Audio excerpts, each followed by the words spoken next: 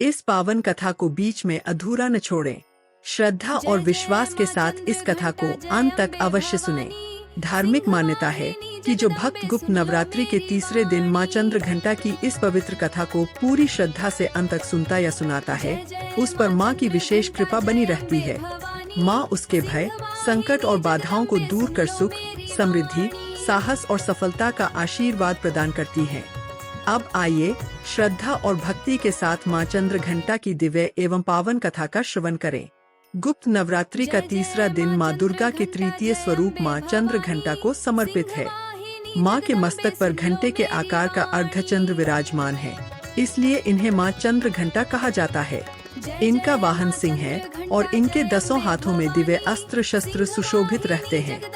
मां का यह स्वरूप अपने भक्तों की रक्षा करने वाला, दुष्टों का संहार करने वाला और भय का नाश करने वाला माना जाता है। पौराणिक कथाओं के अनुसार जब भगवान शिव और माता पार्वती के विवाह का शुभ समय आया, तब भगवान शिव अपने गणों, योगियों, भूत प्रेतों और देवताओं के साथ बारात लेकर हिमालय पहुँचे। भगवान शिव का रौद्र स्वरूप देखकर माता मैना और राजा हिमवान सहित सभी लोग भयभीत हो गए। तब माता पार्वती ने अपने दिव्य तेज से एक अत्यंत सुंदर, तेजस्वी और मंगलमय स्वरूप धारण किया। उनके मस्तक पर घंटे के समान अर्धचंद्र सुशोभित था। वे सिंह पर सवार थीं और उनके 10 हाथों में त्रिशूल, तलवार, गदा, कमल, धनुष, बाण तथा अन्य दिव्य अस्त्र शस्त्र शोभायमान थे।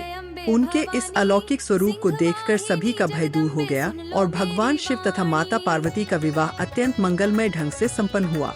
इसके बाद जब असुरों ने देवताओं और ऋषि मुनियों को कष्ट देना प्रारंभ किया, तब मां चंद्रघंटा ने सिंह पर आरूढ़ होकर युद्ध किया। मां के घंटे की दिव्य ध्वनि से समस्त दिशाएं गूंज उठीं। उस ध्वनि से दुष्ट असुर भयभीत हो गए और मां ने उनका संहार कर धर्म की रक्षा की। तभी से मां चंद्रघंटा को शौर्य, पराक्रम, रक्षा और विजय की देवी के रूप में पूजा जाता है।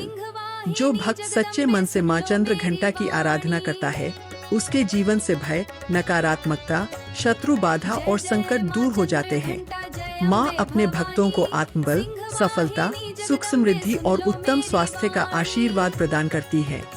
अंत में भक्तों को मां चंद्रघंटा के चरणों में प्रणाम करके यह प्रार्थना करनी चाहिए।